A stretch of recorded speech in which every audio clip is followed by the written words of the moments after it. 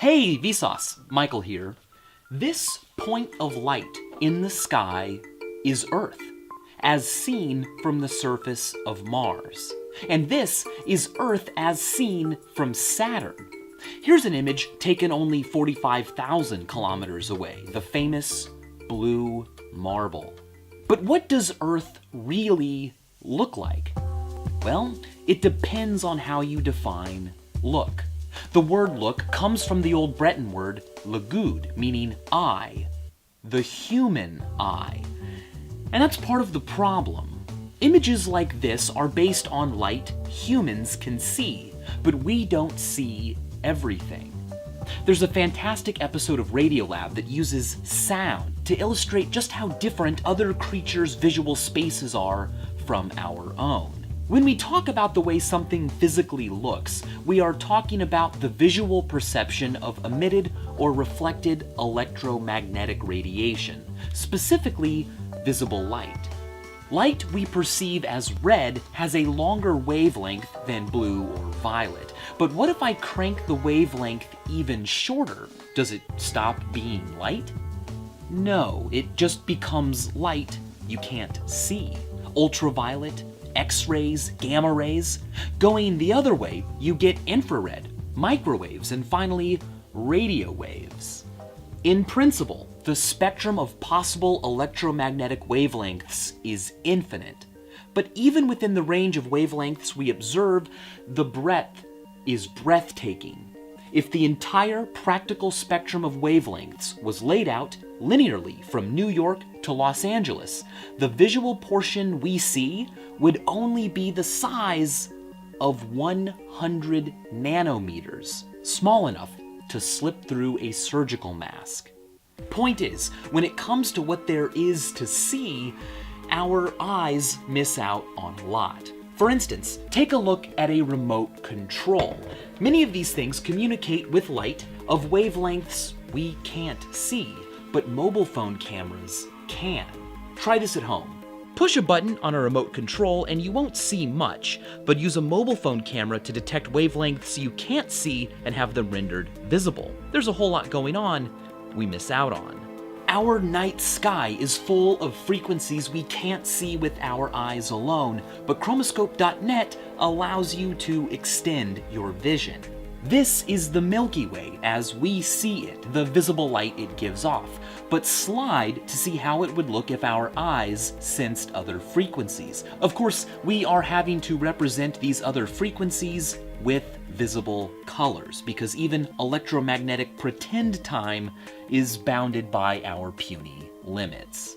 As for Earth, if we only saw infrared frequencies, it might look something like this in our minds. Ultraviolet and extreme ultraviolet vision would return unrecognizable spheres. With X-ray vision, auroras around the poles would shine brightly, and gamma-ray vision would give Earth a bright edge from high-energy electromagnetic radiation hitting the atmosphere at a shallow angle.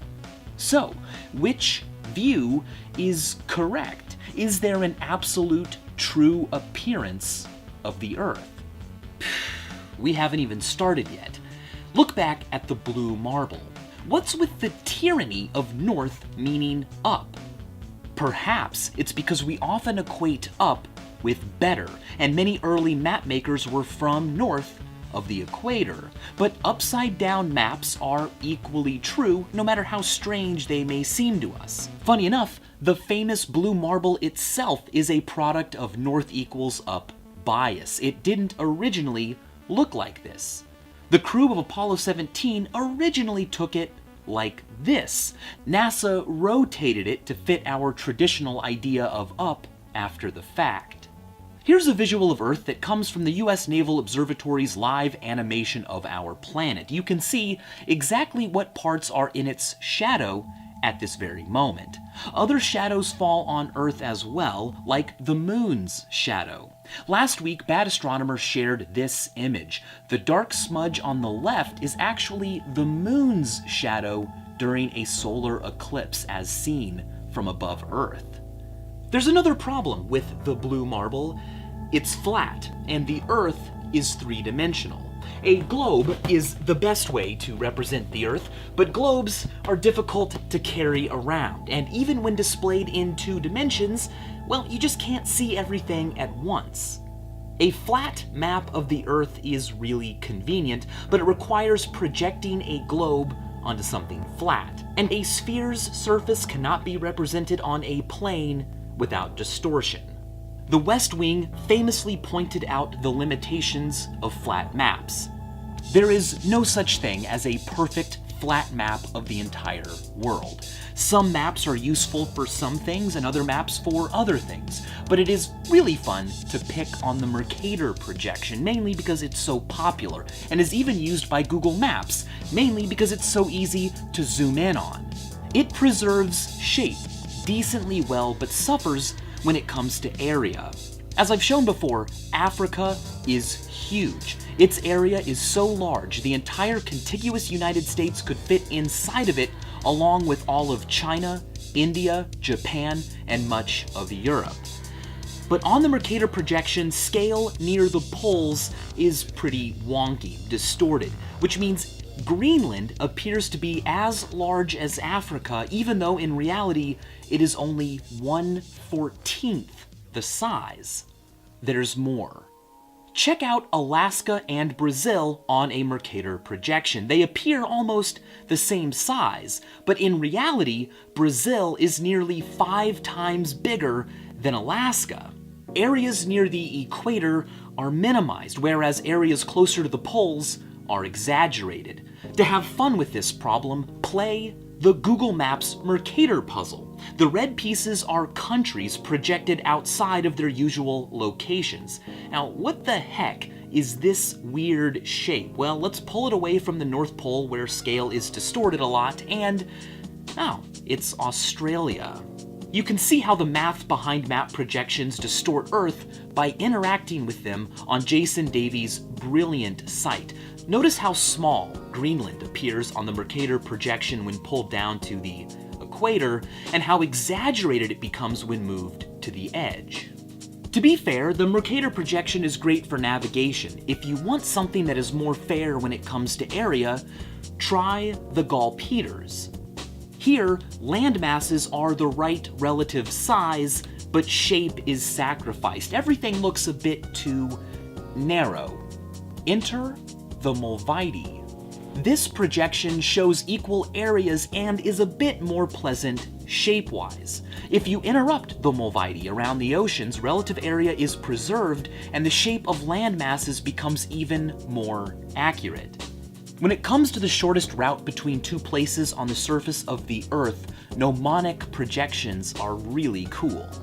Every straight line journey taken on Earth's surface is actually part of a great circle.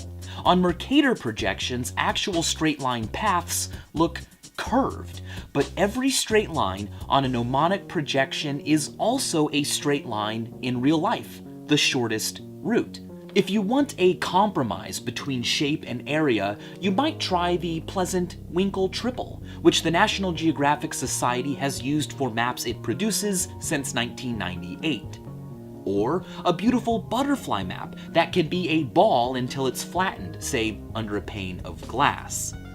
The Dymaxion map can unfold to show how nearly connected Earth's landmasses are. It's a great way to visualize human migration over time. It's quite impressive how far and wide humans have traveled on Earth, but it remains a bit of a disappointment to realize just how narrow our slice of visual perception really is. But don't feel bad. This brings us to the story of Julian Bayliss. Yes, hello, is this Dr. Julian Bayliss? Yeah, speaking. Bayliss told me about how one day, while using Google Earth, he spotted some dark green vegetation.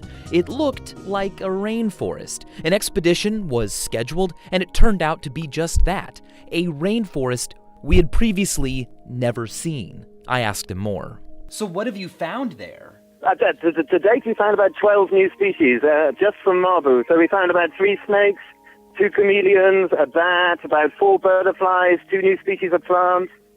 And we've only really just been into the forest edge. So I read a paper the other day, a scientific paper. They estimate that there's maybe 8.5 million species in this world, but we've only actually discovered 1.5 million, or between 1.5 and 2 million. So we've actually only discovered maybe 1/5 of everything that's living on this planet. Wow, our eyes only see a tiny fraction of what there is to see. But within that tiny fraction, there are still an enormous number of things left to find. So keep searching, keep looking. And as always, thanks for watching.